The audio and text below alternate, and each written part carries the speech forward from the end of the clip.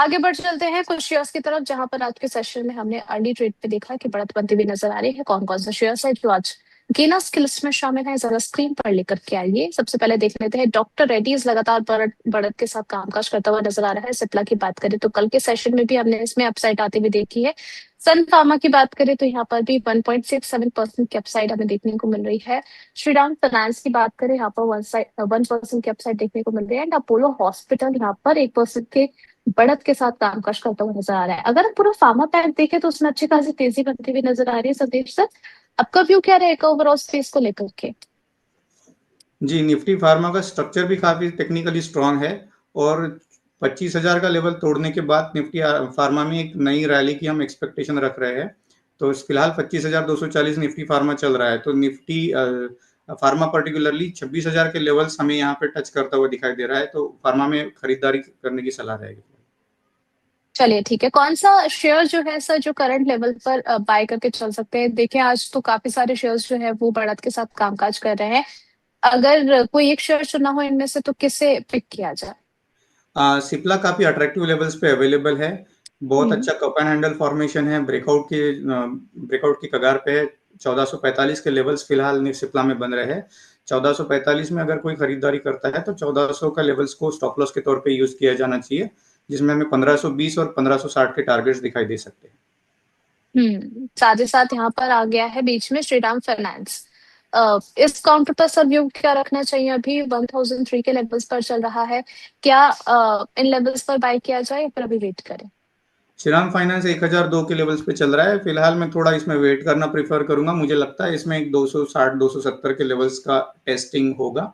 270 sorry 960 970 के level का 970 980 के रेंज में एक बार ये टेस्ट करके जाता है तो फिर हमें इसमें खरीदारी के मौके बन सकते हैं, बट फिलहाल वेट एंड वॉच वाली सिचुएशन है इसमें।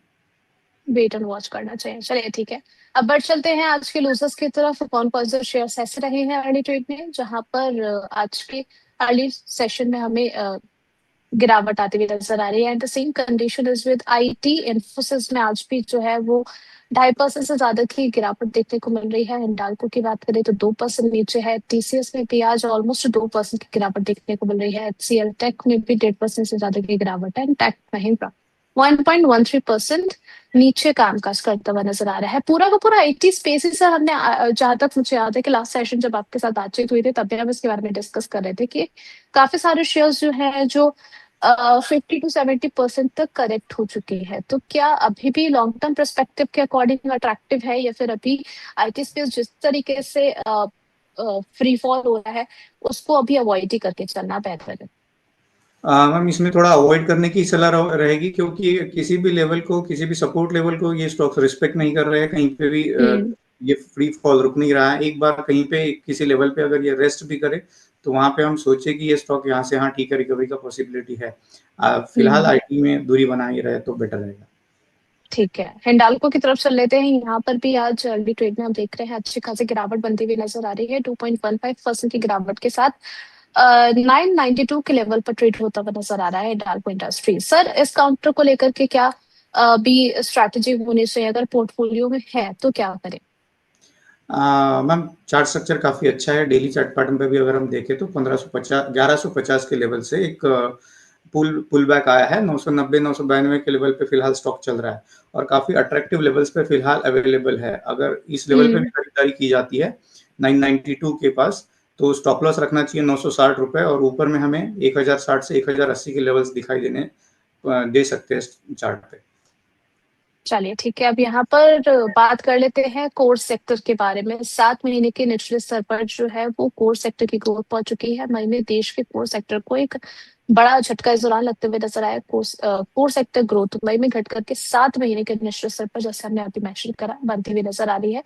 मई की अगर हम बात करें तो ईयर ऑन ईयर बेसिस पर घट करके 0.5% पर आ चुकी है। अप्रैल में कोर सेक्टर ग्रोथ 1.8% पर थी।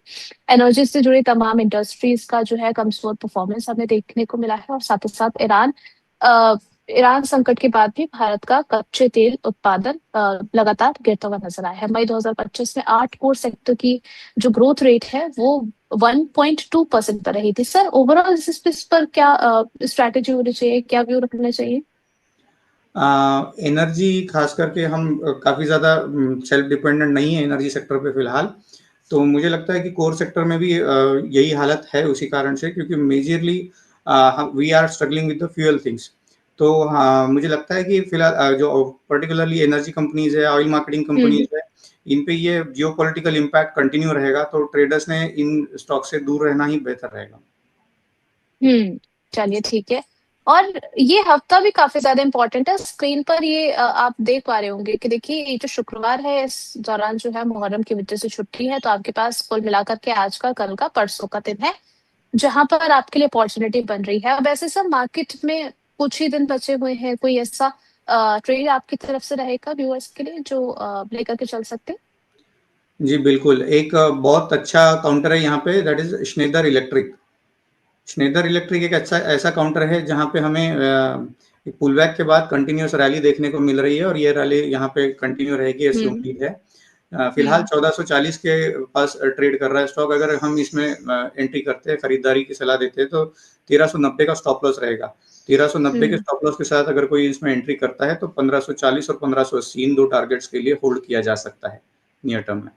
1540, 1580। 80, यस, 15 चल 14 एंड 1580 के लेवल्स टारगेट्स रहेंगे।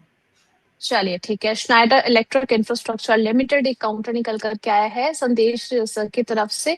अभी अगर हम देखें तो 1440 के लेवल पर ट्रेड होता हुआ नजर आ रहा है, 3.24% की अपसाइड के साथ में। पिछले 5 दिन की बात करें तो इस पे जो है 19.5% से ज्यादा की तेजी बनती हुई नजर आ रही है, ऑलमोस्ट अपने 52 वीक हाई के पास कामकाज करता हुआ नजर आ रहा है। तो सर यहाँ पर करंट लेवल पर बाय करके चलना है? जी, 1440 1440 जो अभी चल रहा है, इस लेवल पे भी एंट्री की जा सकती है। स्टॉप लॉस रहना चाहिए 1390 रुपए। 1390 रुपए का, चलिए ठीक है। यहाँ पर सर इसको लेकर के नजरिया क्या होना चाहिए? शॉर्ट टर्म का होना चाहिए या फिर लॉन्ग टर्म पर्सपेक्टिव के अकॉर्डिंग भी स्नाइडर इलेक्ट्रिक को होल्ड करके रख सकते हैं पोर्टफोलियो में? फंडामेंटली भी काफ़ी स्ट्रॉन्ग कंपनी है, तो अगर कोई लॉन्ग टर्म के लिए भी इसे एक्यूमुलेट करता है तो बहुत अच्छी है। और ट्रेडर्स पर्सपेक्टिव अगर आने वाले कुछ सेशन में ही हमारे टारगेट्स देखने को मिल सकते हैं, जो कि 1540 और 1580 के हैं। तो ये short term traders, swing traders और लॉन्ग टर्म इन्वेस्टर्स तीनों ही पर्सपेक्टिव काफ़ी अच्छा स्टॉक है।